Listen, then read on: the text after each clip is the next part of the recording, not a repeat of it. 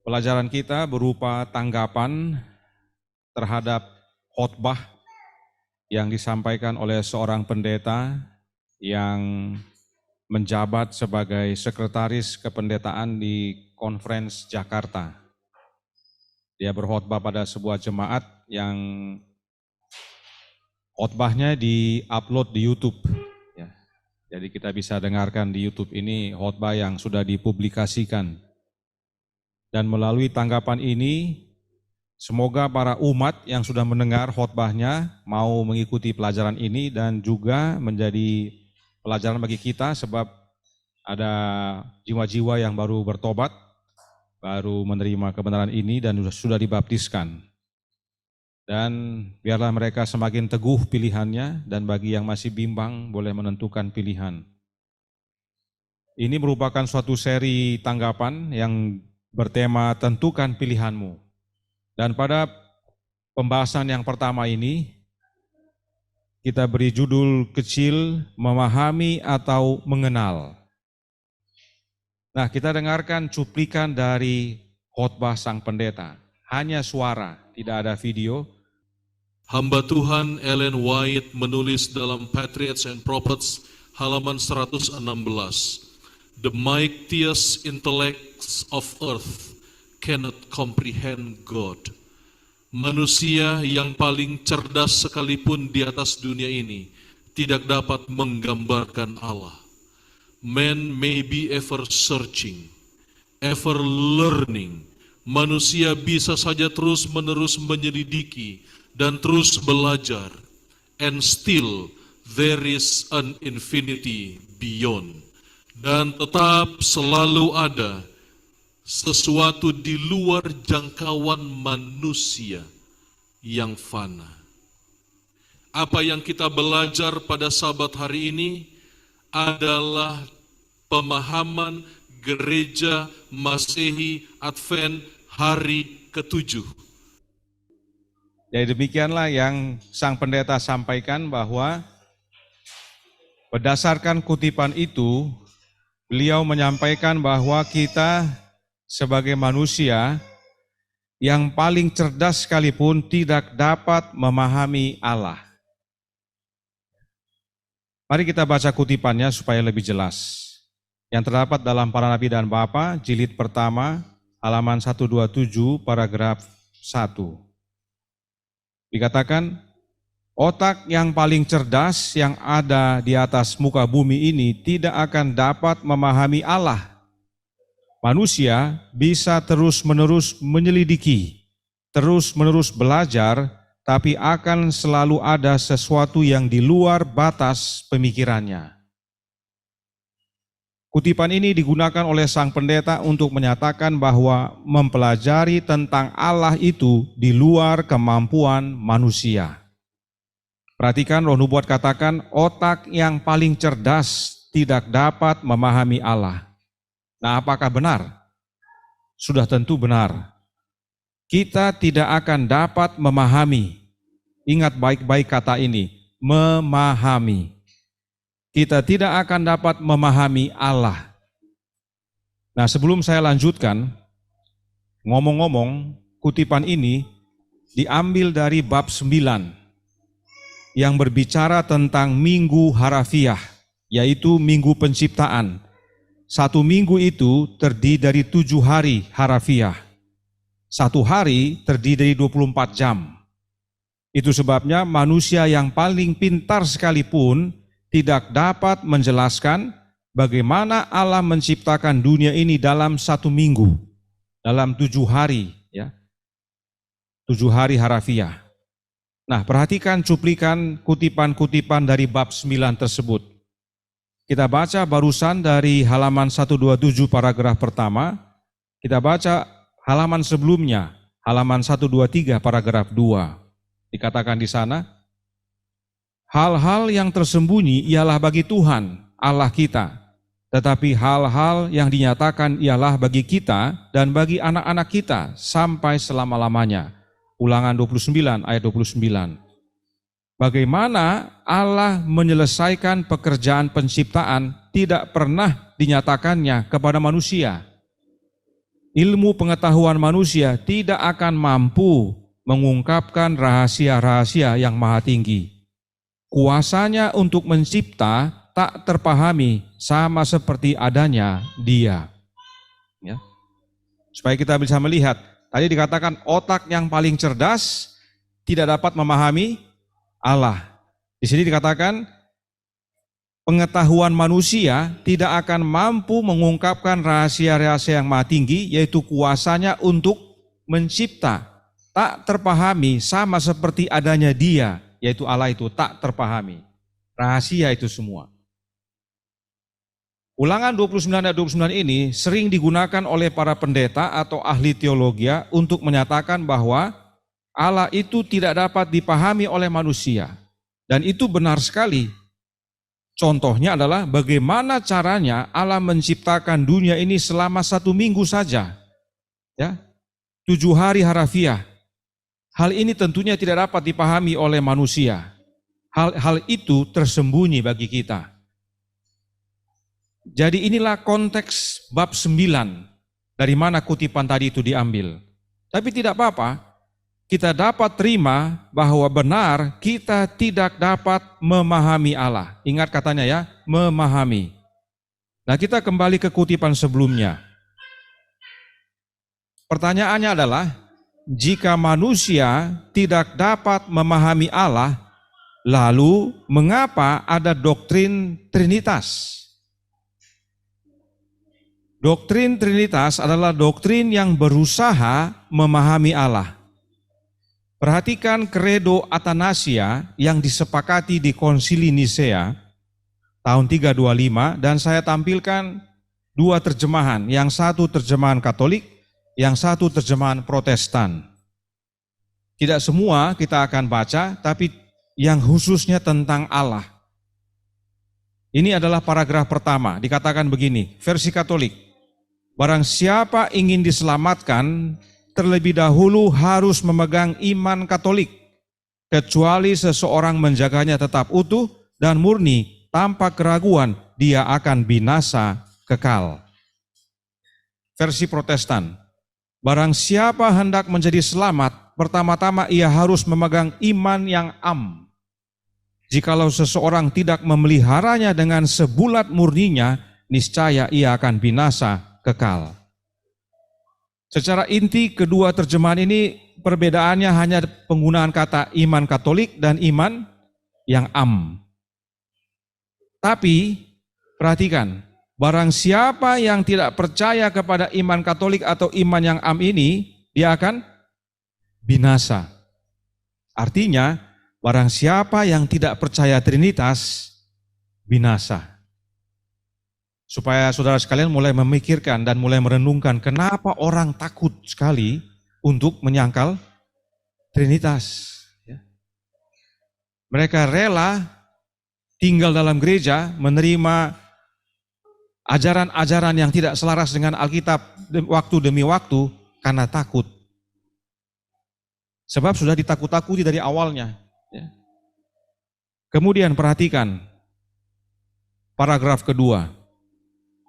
Versi Katolik berkata begini, iman Katolik yaitu kita menyembah satu Allah dalam Tritunggal dan Tritunggal dalam kesatuan, tanpa mencampur pribadi, tanpa memisahkan hakikat, karena pribadi Bapa itu lain, pribadi Putra itu lain, pribadi Roh Kudus itu lain, tetapi Bapa dan Putra dan Roh Kudus itu satu keilahiannya, setara kemuliaannya, sama kekal kehormatannya. Ini yang dari Katolik. Yang dari Protestan mirip tapi menggunakan beberapa kata yang berbeda. Kita baca, adapun iman yang am ialah ini, bahwa kita menyembah satu Allah dalam ketigaan dan ketigaan dalam kesatuan, tanpa mengaduk oknum, tanpa menceraikan tabiat. Memang oknum Bapa adalah lain, oknum Anak adalah lain, oknum Roh Kudus adalah lain, akan tetapi Bapa, Anak, dan Roh Kudus kealahannya satu, kehormatannya sama, kemuliaannya seabadi. Ini bukan saya yang terjemahkan, ini langsung dari sumbernya, wikisource.org. Inilah yang ditampilkan di sana. Saudaraku dalam Tuhan, kalau kita baca penjelasan ini, bukankah ini namanya berusaha memahami Allah? Perhatikan kalimatnya, tanpa mencampur pribadi, tanpa memisahkan hakikat. Dalam versi Katolik, kalau versi Protestan katanya tanpa mengaduk oknum. Oknum itu bisa diaduk-aduk rupanya, ya. Tapi jangan diaduk katanya. Tanpa menceraikan tabiat. Ini sebenarnya berusaha memahami Allah. Perhatikan dalam versi bahasa Inggris yang saya terjemahkan secara bebas di sebelah kanan. And the Catholic faith is this, that we worship one God in Trinity and Trinity in unity, neither confounding the persons nor dividing the essence. For there is one person of the Father, another of the Son, and another of the Holy Ghost. But the Godhead of the Father, of the Son, and of the Holy Ghost is all one. The glory equal, the majesty co-eternal. Terjemahannya, dan iman Katolik adalah ini, bahwa kita menyembah satu Tuhan dalam Tritunggal, dan Tritunggal dalam keesaan. Tidak mencampur adukan pribadi-pribadi, tidak pula memisahkan esensi. Saya tidak gunakan hakikat atau tabiat, karena essence itu esensi, inti, ya. Karenanya ada satu pribadi Bapa, yang lain dari Putra, dan satu lagi Roh Kudus. Namun ketuhanan Bapa, Putra, dan Roh Kudus semuanya adalah satu. Kemuliaannya setara, yang mulia abadi.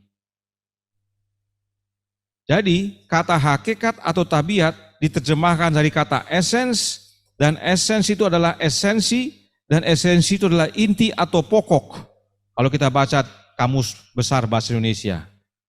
Bukankah ini namanya berusaha memahami Allah? Bagaimana menurut saudara? Betul atau tidak? Ya. Sampai membahas esensi. Jangan memisahkan, jangan mencampur aduk. Ya. Nah, bagaimana dengan gereja Advent? Kita baca Fundamental Beliefs nomor 2. Dikatakan di sana, hanya ada satu Tuhan, Bapa, Anak, dan Roh Kudus. Satu kesatuan dari 3 pribadi abadi. Allah yang abadi, Maha Kuasa, Maha Tahu, di atas segala-galanya, dan Maha Hadir. Ia tidak mengenal batas dan di luar kemampuan pemahaman manusia. Namun dapat dikenal karena pernyataan dirinya sendiri. Ia layak disembah untuk selama-lamanya, dipuja dan dilayani oleh seluruh makhluk ciptaan. Satu kesatuan 3 pribadi artinya sama dengan tidak dapat dibagi-bagi. Sebagaimana kredo Athanasius tadi katakan.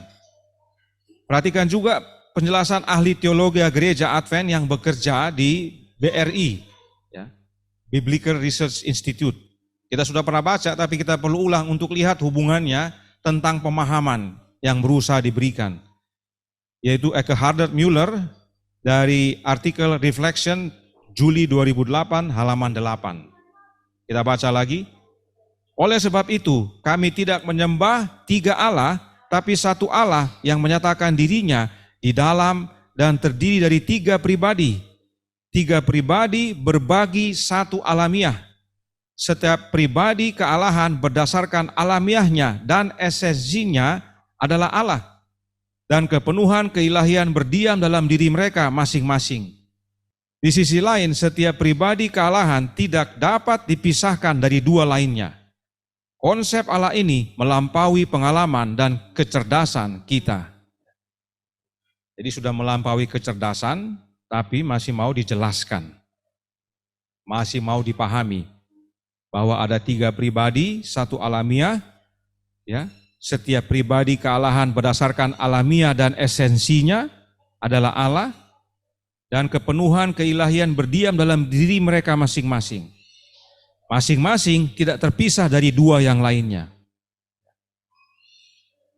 Meskipun kalimatnya terkesan berbeda, tapi prinsipnya sama dengan kredo Athanasius, bahwa ada 3 pribadi yang tidak dapat dicampur adukan dan esensinya tidak dapat dipisahkan.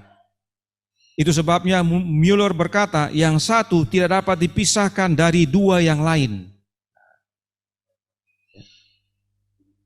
Ini mesti orang-orang cendekiawan yang coba memahami. Ada Allah yang esensinya sama, substansinya sama, ya, istilah lainnya, tidak dapat dipisah, tapi ada tiga pribadi yang berbeda. Dan karena tidak dapat dipisah, tiga pribadi yang berbeda ini, yang satu terhubung dengan yang lain. Makanya jangan kaget ada gambar satu tubuh dengan tiga kepala. Karena ini ya tiga muka, ya. Karena kalimat-kalimat yang seperti begini, jadi orang yang coba menganalisa dan mengerti akan kalimat itu akan berpikir demikian. Satu alamiah, tidak bisa dipisah alamiahnya ini, tapi ada tiga pribadi yang berbeda, yang tidak boleh dicampur adukan tiga pribadi ini. Tapi alamiahnya satu, yang satu terhubung dengan yang dua. Ya akhirnya digambar satu badan dengan tiga muka. Ya kan?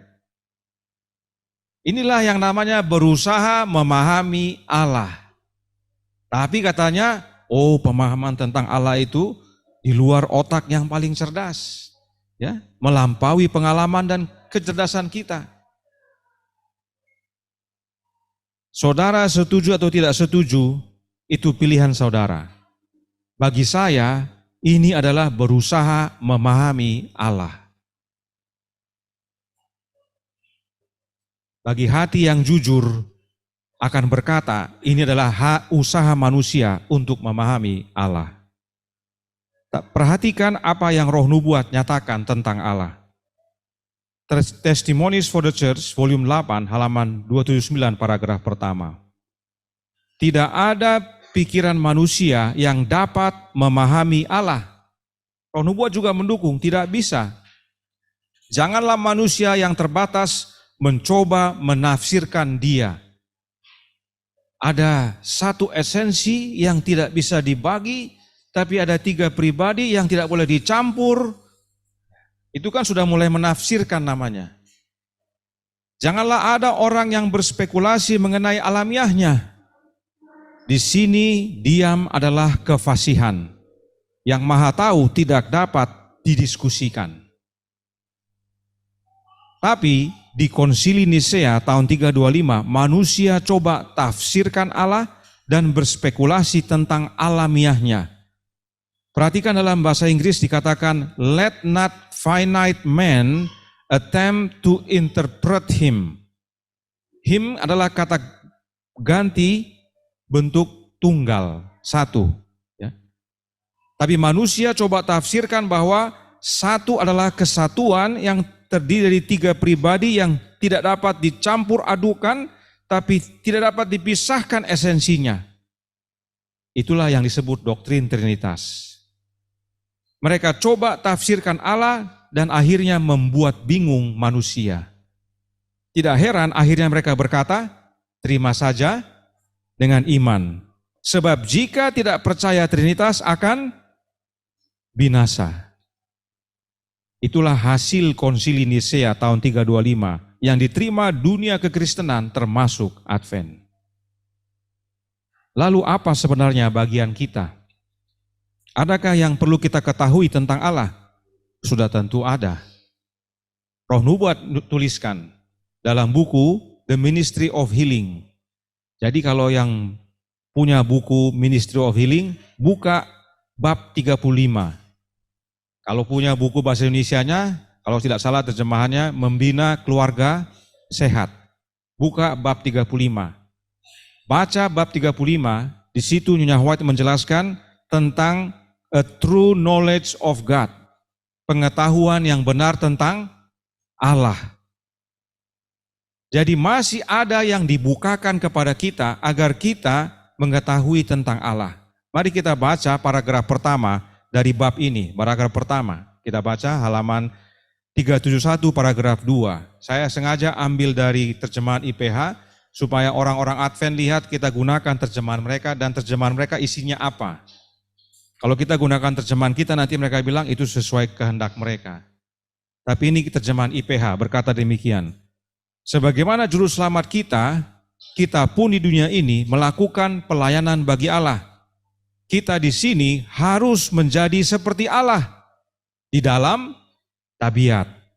Dan dengan hidup pelayanan menyatakan Dia kepada dunia untuk menjadi mitra kerja Allah supaya menjadi seperti Dia dan menyatakan tabiatnya, kita harus mengenal Dia dengan benar. Ingat kalimatnya, apa di sini katakan? Mengenal Dia dengan benar. Kita harus mengenal Dia sebagaimana Ia menyatakan dirinya. Perhatikan kalimatnya. Kita harus menjadi seperti Allah, yaitu dalam tabiat atau karakter.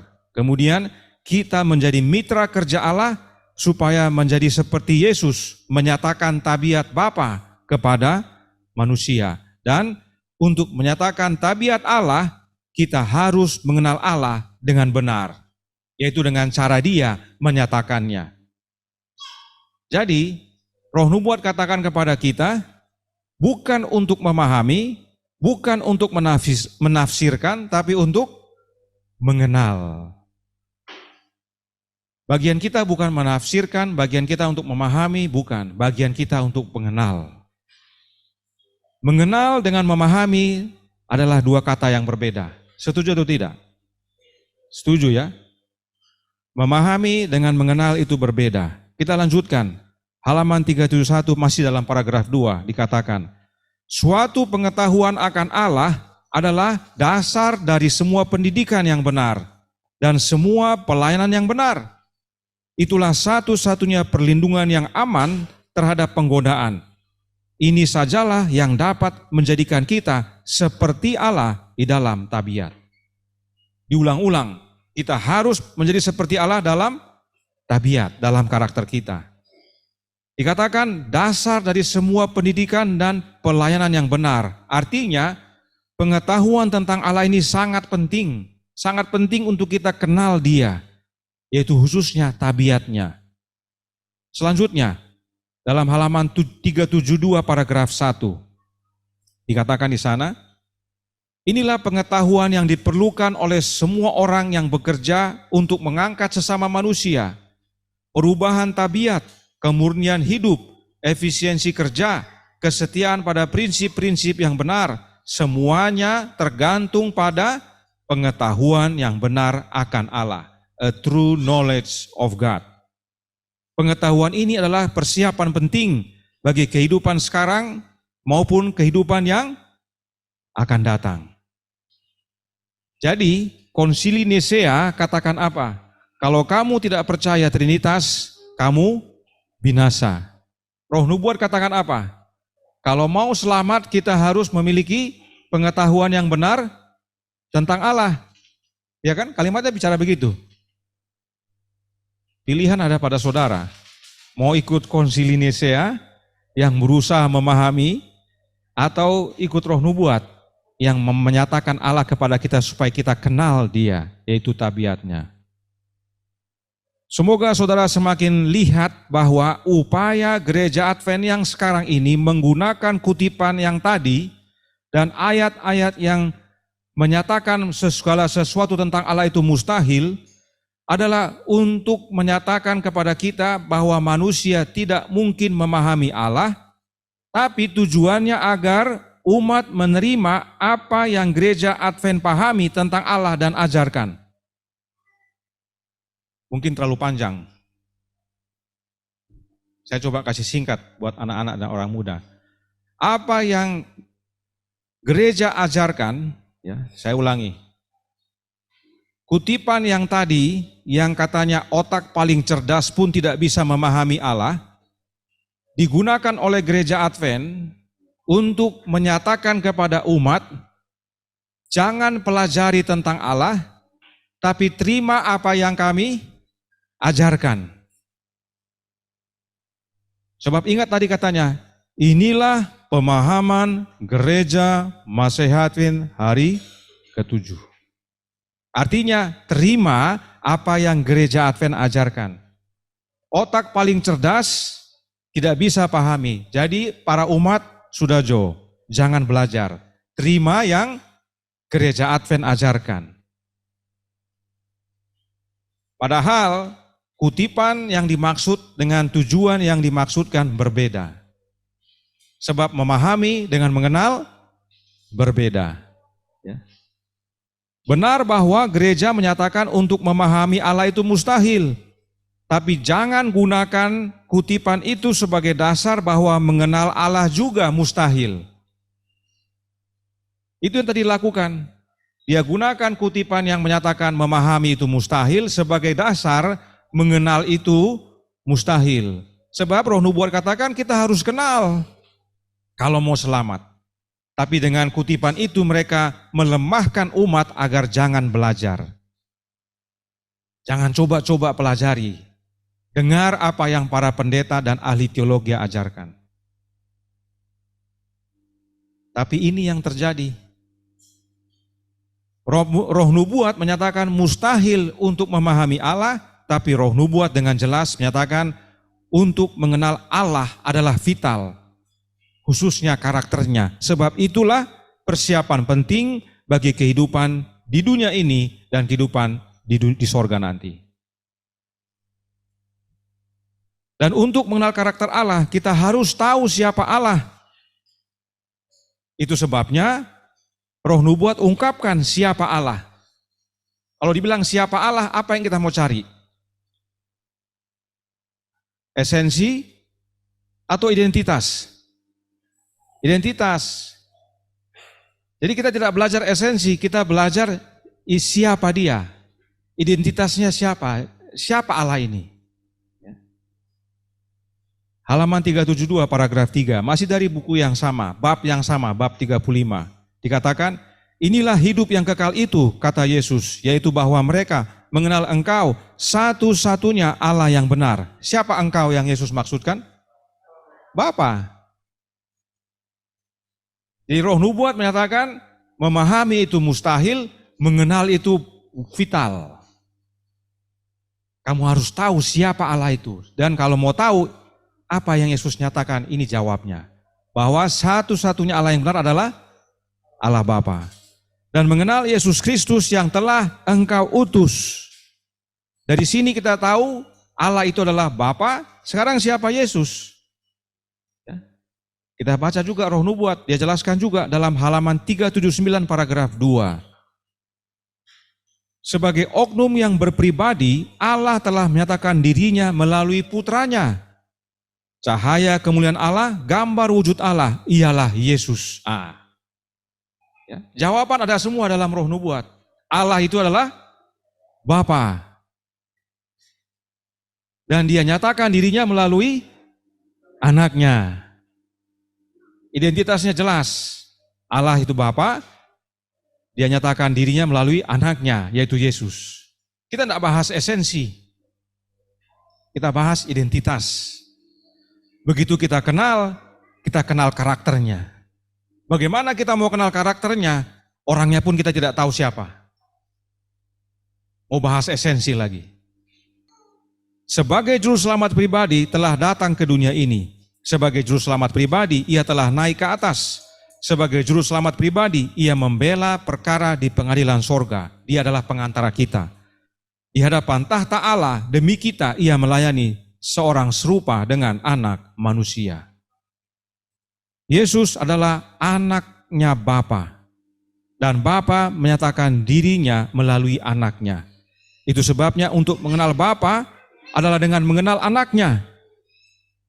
Karenanya Yesus datang ke dunia ini menjadi serupa dengan seorang anak manusia untuk menyatakan Bapa kepada manusia. Jadi, dengan kita belajar siapa Allah dan siapa anaknya, kita bukan berusaha memahami tentang Allah. Ya, jangan samakan memahami dengan mengenal. Gereja Advent menyatakan kepada kita bahwa kita berusaha memahami Allah.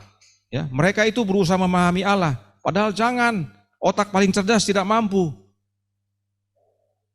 Yang kita ajarkan bukan memahami Allah, tapi mengenal siapa Allah dan siapa anaknya. Sebab mengenal keduanya adalah hidup yang kekal. Kita harus kenal Allah, kita harus kenal anaknya, yaitu karakternya. Kita tidak pernah membahas masalah esensi, tetapi Trinitas definisinya menjelaskan tentang esensi. Tugas utama kita adalah mengenal Bapa dan anaknya, sebab itulah kehidupan yang kekal. Pilihan ada pada saudara. Mau ikut ajaran gereja yang menyatakan bahwa kalau tidak percaya Trinitas, binasa, atau mau ikut ajaran Alkitab dan Roh Nubuat, yaitu mau selamat, mengenal siapa? Bapa dan anaknya. Itulah yang Nyonya White sampaikan kepada kita. Inilah bagian pertama.